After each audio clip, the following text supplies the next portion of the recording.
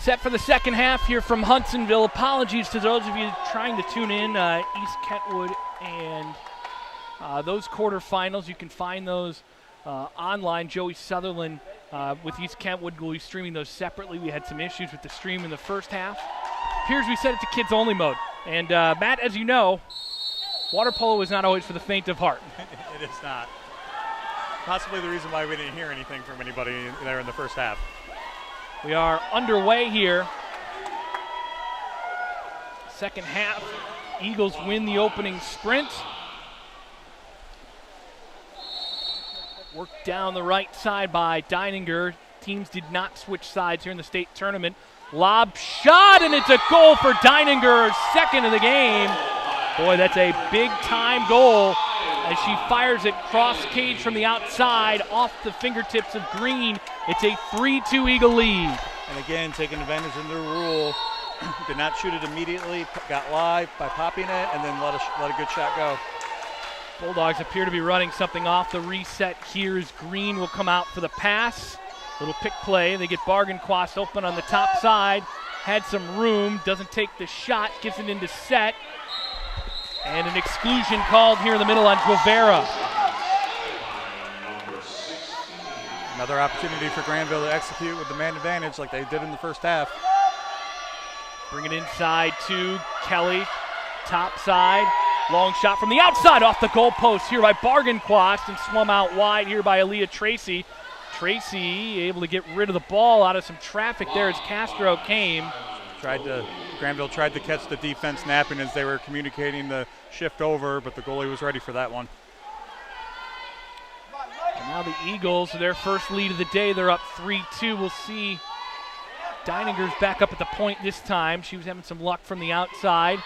Long shot from the outside on the lob, and this time Green reads it like a book, gets on top of it. Maybe getting a little frustration out of that one. Here's Kelly up the right side. Kelly trying to cut out in front, now just trying to protect the ball, and an aggressive swing after it by Guevara, and an ordinary foul here on the Eagles. Thought that was a good ordinary though. She got all ball, wasn't really any contact to the head or anything close to the head there. Over the top, hard play in the middle, and an exclusion here on Deininger.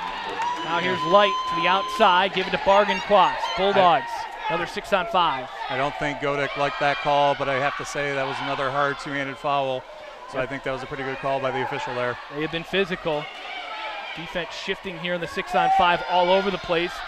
Bargainquast puts it off the goalpost, rebound, and looked like there was a pullback, but nothing doing here as both coaches have something to be a little mad about. Now a 5-meter called here, and the Bulldogs an opportunity to tie the game up. So both coaches had something to be frustrated about there for a moment. It evens out. And it evens out, and Granville got their 5-meter by going ball under on the goalie there.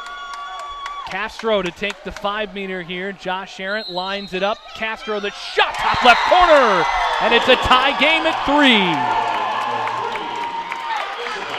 And again, just as I said before, converting the 6-on-5, converting the penalties, both are very, very important. I believe all of Granville's goals have come with the man advantage or off a penalty at this point. Here come the Eagles back into tied game here. One timeout taken so far in the game. It was a full by Godek. That's all we got. Pass up top. Here's Guevara. Long shot from the outside. Knocked away by Green. Bulldogs trying to counter up the pool, but the Eagles wise to it. Or they adjust well.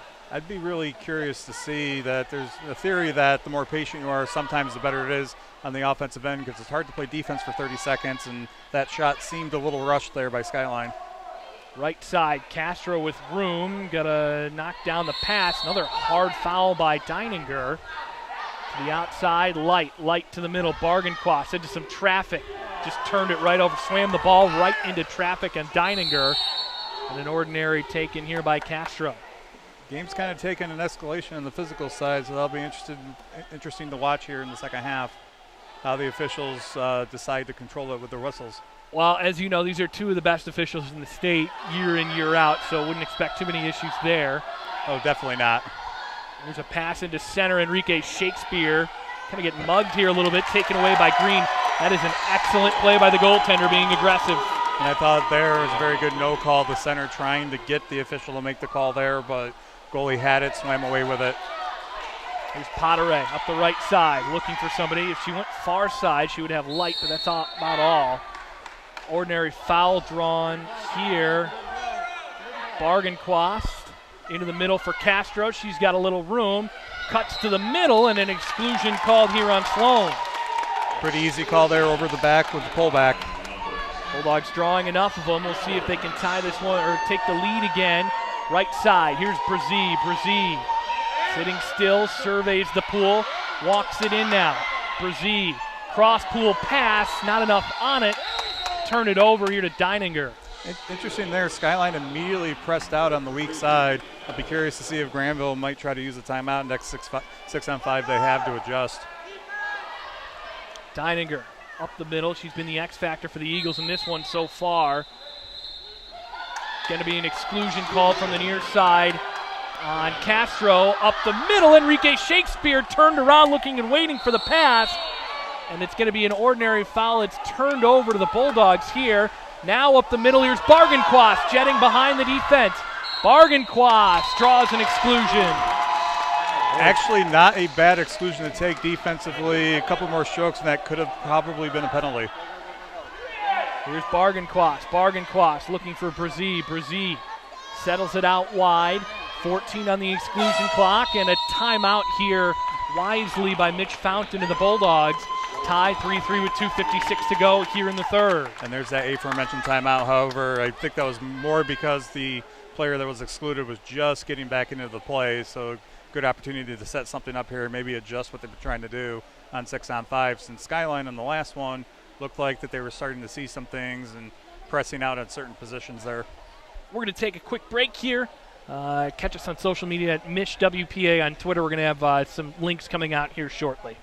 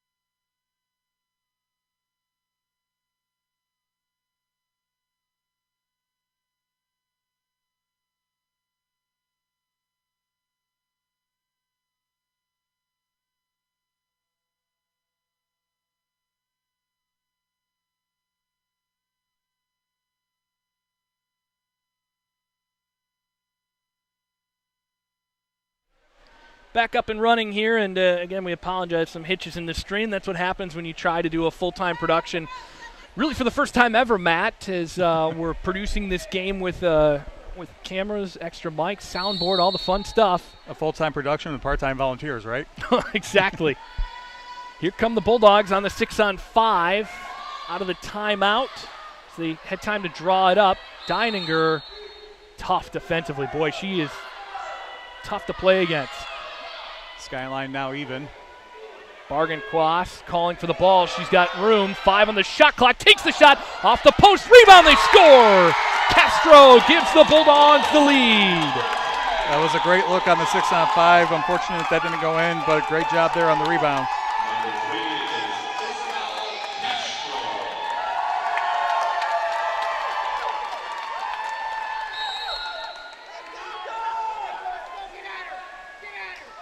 Back underway here. It's 4-3 Bulldogs.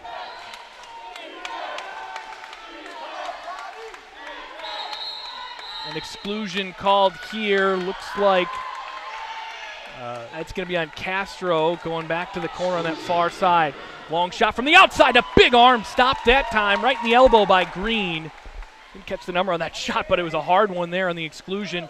Going quick. Now a counter. Here's Potteret in behind the defense. Potteret working it up the pool. Here comes Enrique Shakespeare, ball in hand, and an exclusion called on Enrique Shakespeare. Bulldogs been excellent drawing those so far in this one. Yeah, it was a great heads-up play. That was a nice try on the defensive side to get back in position, but a better play on the offensive side to cut her off and get her on her back. Light down to the right side. Kelly working it down low. Kelly put her hand on top of the ball, nearly turned it over. Back to the top, here's Alyssa Light. Light also nearly turned it over there. Bulldogs trying to work it back to the near side. Long shot from the outside by Bargenquast, high over the top. She had Cameron Pastor wide open here, and the official's going to call the ball out here with 1:43 to go. Going to be a yellow card on Mitch Fountain, and the yellow is for being outside of the coaching area. No harm, no foul. And that was a point of emphasis by Brent Augustine, the director of officials. As a coach myself, I'm no stranger getting a few yellows. It's just a warning, doesn't really change much on the coaching side. However, if the next card they would get would be a red card, which would mean they'd be done for the game and the next game, which there's not really any coach that wants to get that. No, but one thing the Bulldogs are not short on is coaching staff. They do have quite a few over there. Yeah, it's interesting over on that bench, very crowded on that back wall. 9 seconds in the shot clock. Bargenquast up top, 4-3 Bulldog lead. Pass into the middle and turned over here to the Eagles. Oop, nearly turned back over there by Aaliyah Tracy, but she definitely gets the pass away. Those long arms. Looks like we're starting to see some tired athletes out there. Still working hard, but maybe just a slight step behind like they were in the first half. Left side, Deininger with room. Deininger powering it down there. Draws the ordinary. Look out for the shot here. Deininger thinking about it. She took her time there. Thought she might have pump faked there, Matt. She did pop it. I did see a pop there. Oh, it was a pop. Yeah, okay. It was low on the water, but it was there. Well, that's why we have you here to remind me when I've said something dumb about the rules. Nothing dumb about that comment. It was a subtle move. Pastor, top side, gives it to Alyssa Light. 24 on the game clock, 14 on the shot clock.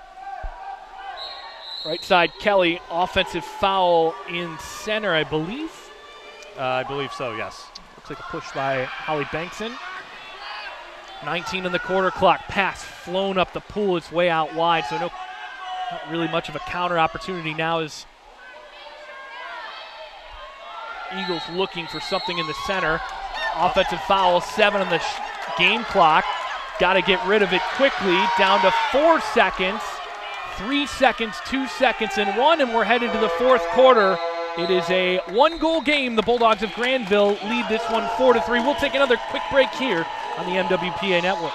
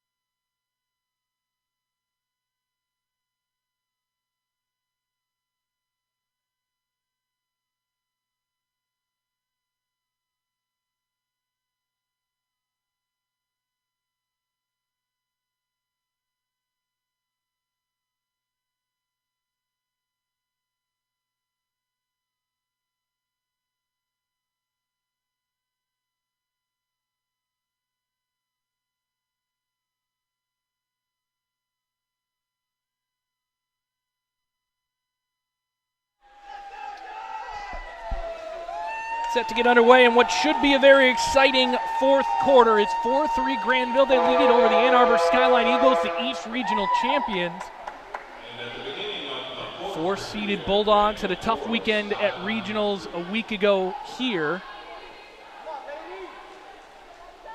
Both teams with 3 timeouts. Plenty of exclusions. Been a physical game here, Matt. And other than that, good to see a 1-4 game this close. Yeah, it's really good to kick off the tournament with a nice close game. You like to see all the games at the state tournament to be close and well played, and so far this one has fit the bill.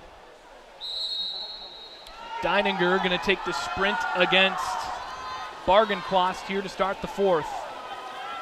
This one will be won by Deininger. No matter what happens the rest of this game, Allie Deininger has had herself a very active game at the very least. Definitely been kind of their X factor here as the Bulldogs have really tried to button down Ella Enrique Shakespeare. And she's done a pretty nice job, and also on the offensive end, she's done a nice job moving around. Now they got center position here in the middle. Green out to play the ball. Look out here off the crossbar. Out of play off the end line there. Boy, in that spot, I know with a long goaltender coming at you, it's easier said than done to just lob it over the goaltender in that spot. But yeah, that actually was a good read by Green there to come out and force that difficult shot. And unfortunately, the shot clock was winding down. One-time attempt here down in deep by Castro. Good defense that time, hands up by Enrique Shakespeare. Yep. And the shot died there. Good no call there, too, by the official. You can see why she's first team all-region out of the East. Castro trying to show her hands. Back into the right corner here. Lauren Sloan with it. Sloan waiting for the driver. Maddie Light trying to take side away here. It's going to be an ordinary here on Maddie Light. I thought that one might go the other way too. I did too. It was 50-50 there. But these are two officials that we've always all noted today that we definitely respect. So let them have their whistles. Over the top pass. Here's Kelly using that long reach. She's got the ball and she's got room. Kelly down the right side. Kelly in on goal, and a 5-meter assist here as she cut her defender off. Draws another one, and the Bulldogs an opportunity with 5.5 to go to take a 2-goal lead. Pretty easy 5-meter call then there again. Good effort to make that happen as well. Castro lines it up. Austin Myers, the official on that far side, lines up the goaltender. 1-for-1 today, and a big stop that time. Aaliyah Tracy up to the left, and that could be a difference maker in this one. Boy, you can see why she has gotten all kinds of love in the awards all season long. Yeah, and again, that's just a huge save. Keeps Skyline certainly in it. Not that 2 goals is impossible to come back from, but with the way this game is, a 2-goal lead might as well be 10. What a stop that time by Aaliyah Tracy. Down the right side, Sloan after the ordinary. Not sure, she must have put it in play there. Yeah, she did. She did it right away. Deininger trying to power her way past Alyssa Light to the goal. Stuffs it short side, and a big stop that time at the shot clock by Leah Green. Out the near side, Potteray forgot something important. Now she gets back in defensive position. Fortunately, sometimes that happens. Trying to get down the pool, we lose sight of looking around, seeing what's going on. Offensive here on Deininger, and she's unhappy about it. Up the pool, they've got Bargenquast. Bargenquast has got all kinds of room. Trying to take a 2-goal lead for the Bulldogs. And a big stop again, this time by Tracy. 2 in a row here. A monster save into a corner throw. She's certainly making case for MVP of this game and certainly this quarter right now. Wow, that is an excellent save that time on probably Granville's most dangerous shooter in deep.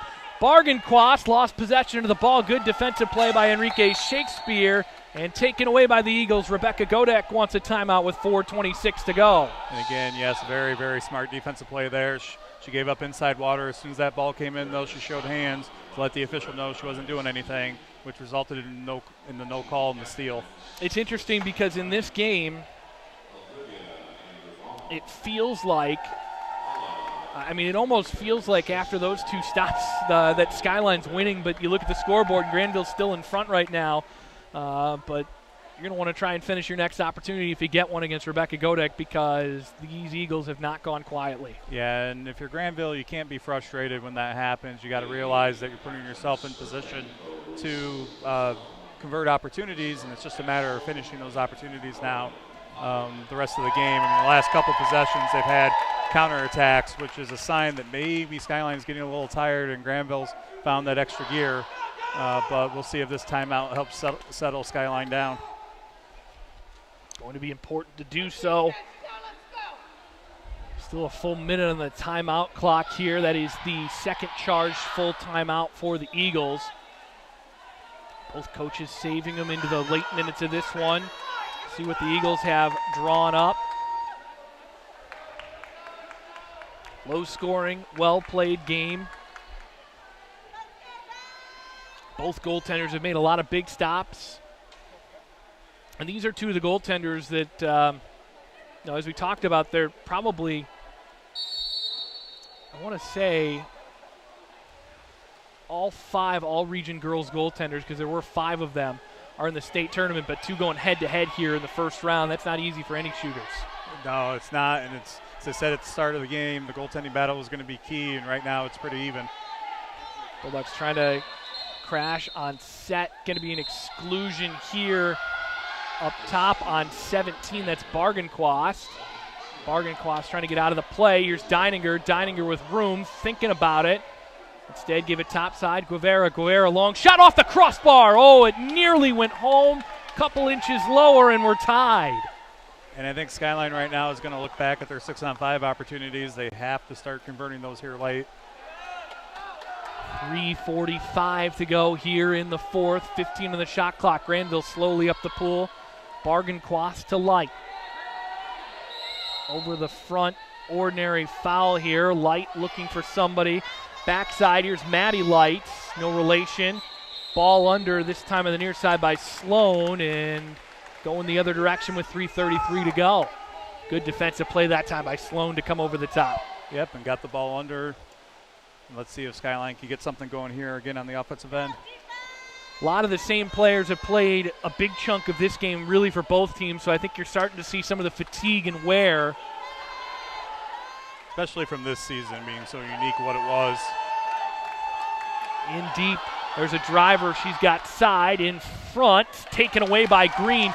If Green isn't there, that might be a 5-meter on Granville, just where the position is. I would certainly agree with that. The offensive player had inside water, but the goalie, again, Green, read that beautifully, came out and got a critical steal. Something that I think she's done a good job of most of this season. She has. That's an aggressive play, and you talk about your goaltender making a difference. We talked about Aaliyah Tracy making a 5-meter stop earlier and then a breakaway stop on Bargenquast. The other direction, Leah Green doing the little things that matter to keep this a 1-goal lead for the Bulldogs. Yep, I mean, you kind of feel like without either goaltender right now, this is a completely different game. Yeah, and you wonder almost what the score is at this point, because both teams have had a lot of opportunities. Eagles have probably, I believe, had more shots on goal in the game, but other than that, it has been a pretty evenly played game. Yeah, it certainly wouldn't be 4-3. You'd probably figure it at least be in the 10-9, 12-11 type range. Only update so far right now at the half from the other quarterfinal, it was East Grand Rapids 10, Seaholm nothing. So the East Grand Rapids Pioneers having their way with the Maples, my alma mater. EGR, though, has been number 1 pretty much all season, right? So I guess we can't really be too surprised. Unbeaten, and while the good thing for the CO Maples making their first trip to the state tournament, yeah, it's good to have more teams get their first experience at the state tournament, and good for that east side as well to have more different teams, because for years out of that district it was basically Okemos, and then Okemos moved to the west. Yep, and I can tell you as somebody who got a team there or was part of a team that got there for the first time in a while, it is a good experience, and you just hope that the kids get motivated to continue to work hard and hopefully end up back there in future years. And the nice thing is, one thing I've always enjoyed that the MWPA does is they play out to all the places, even this year in a COVID year, playing the 3rd, 5th, 7th place game. Those games are important. They're big. The kids, they mean something to the kids, and it's nice to see the organization continue that this year. Well, the organization thanks you for the compliments, Matt. I can maybe speak on behalf of them. Back to the top here, 2:55 to go. It's a one-goal Granville lead. Bargain quaff from the outside off the crossbar. Light's head was underwater where the ball landed. Nearly an opportunity to go up by 2. The Bulldogs have had, 4 now? Yep, and again, it kind of looked like Skyline wasn't quite prepared for that shot, so a good quick shot, just didn't find the back of the net. 4-3 the score. Granville in front. Eagles trying to battle back to even. They've led once in this game. It was back when it was 3-2. Top side, Guevara. Looking near to the right side. So had the center position open there for a second. That's really the first time all day. There's a block on the centering pass, that time by Poteray. Going to be a shot clock violation, and the shot clock operator got a little bit antsy there. Yep, but again, the official was on top of it, made the turnover call. That is Josh Arendt. Good eye there. Near side, here's Poteray. Inside, 2 minutes to go here in this quarterfinal in the fourth quarter. 1-goal lead for the Bulldogs, trying to extend it here on offense. Centering pass into the middle. Castro in traffic. Ordinary foul this time. Got to move it quickly. Here's Poteray. Poteray on the outside. Lob shot. Big stop this time. Pushing it back to the backside by Aaliyah Tracy. And the Eagle ball here as they work it back up the pool. 1:45 to go. Both teams trying to claim a spot in the top 4 in the state. Would be the first ever for the Granville Bulldogs. Near side, Sloan battled way out wide. And an offensive foul in center, and Mitch Fountain wants a timeout. 90 seconds exactly on the clock here. As it's a 1-goal game, it'll be Bulldog ball. It'll be a setup timeout. So he will have 1 full timeout left if he needs it. The Bulldogs are going to go set it up here up the pool. Not sure if they're going to try and bleed clock. I think here you probably got to go for the goal, only up 1. Probably still got to play offense. I'll remind people watching on our stream that our clock is not official. Yes, thank you. That's very important. It's being manually operated by somebody up here. Somebody being Matt. Matt agreed to it as he sat down to the broadcast. Ordinary foul. Here's Bargain-Quast. Bargain-Quast had room, didn't take the shot. She pops it. Now she's looking for somebody. Looked like that foul might have been inside 6. Probably. Actually, you know what? You're right. You're dead on about that, Matt. I just noticed where she was sitting. Ordinary foul. Bulldogs with the ball back to the top side. Bargain-Quast, little room. Wings it on goal, and a stop by Tracy. And Rebecca Godek wants a timeout. Starting to feel a bit like an NBA game as you go down to the last few minutes of regulation. As the timeouts lengthening this one. It's a full timeout for Rebecca Godek in the Ann Arbor Skyline Eagles. I believe that's her last full timeout, though. She's still got a 30. Granville with 1 full left. So hopefully the next minute plus doesn't feel like the last minute of an NBA game. You are spot on there. 1:09 to go here in regulation. Bulldogs lead it 4-3. Again, looking for their first ever top 4 finish in the state. It would earn them a date in the semifinals, the late game tonight at 7 between the winner of Hudsonville Saline. The good news here for Skyline is that they should get at least 2 possessions out of this. Even if they were to use the full 30 here, that's going to leave a 9-second differential. But I would suspect that Skyline might try to take a quick shot or at least one in the first 15 seconds or so of this possession to try to extend the game a little bit should they not score. And that 30-second timeout comes back as big as at least it lets you set up without running the clock down. 1 score in the books from the state quarterfinals. East Grand Rapids 12-1 over Birmingham on the final. They take their foot off the gas there a little bit in the second half. Now we're inside 70 seconds to go. Eagles start with the ball here. Down a goal. Opportunity to get back to even. Aaliyah Tracy will take this one out at half pool. Boy, she has played a good game. Deininger, one of the players to watch. Be curious to see if Skyline pulls the goalie, something else that is new this year where you can come down and have your goalie come down past half. Not yet, at least. Looks like a pick play here up top. Maddie Light swimming through it, though. Now Enrique Shakespeare trying to battle back into center. Long shot from the outside. Tip just over top of the goal. Boy, that was good technique by Green. She put her hand up, and as gravity started to make its way on her, she puts her hand underneath her, balances herself, and tips it over top of the goal. This is interesting now. This could potentially be one of Skyline's last possessions. depending how long they take before they take a shot. 45 seconds on the clock. They're at a sharp angle. Green watching the ball. Back up top, Guevara. Left side, Eagles trying to tie it. They walk it in. They've got a lane. Big shot here off the crossbar. Olivia Andrew Vaughn put it there. Green's got the ball. Bulldogs have a timeout.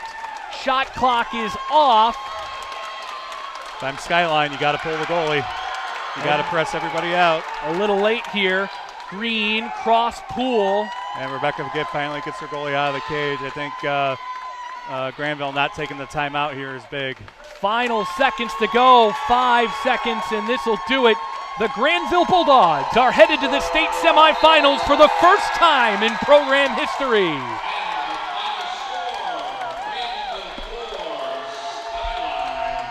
Matt, for a 4-3 game, that was an absolute whale of a game by both teams, and you absolutely feel for the Skyline Eagles, who played an excellent game, great defensively, great in goal.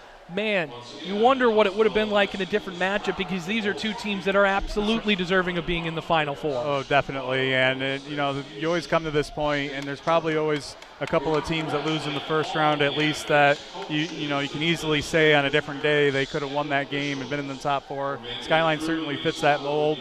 They should keep their heads up high. They played well. Unfortunately for them, Granville made a couple more plays there in the second half, and just a good effort all around by both teams. That'll do it here for the first state quarterfinal. We'll take a bit of a break. You can catch us back on the MWPA network here in about half an hour when we start the second quarterfinal of the day. Hudsonville and Saline next, but again, the final score, Granville 4, Ann Arbor Skyline 3 here from Hudsonville.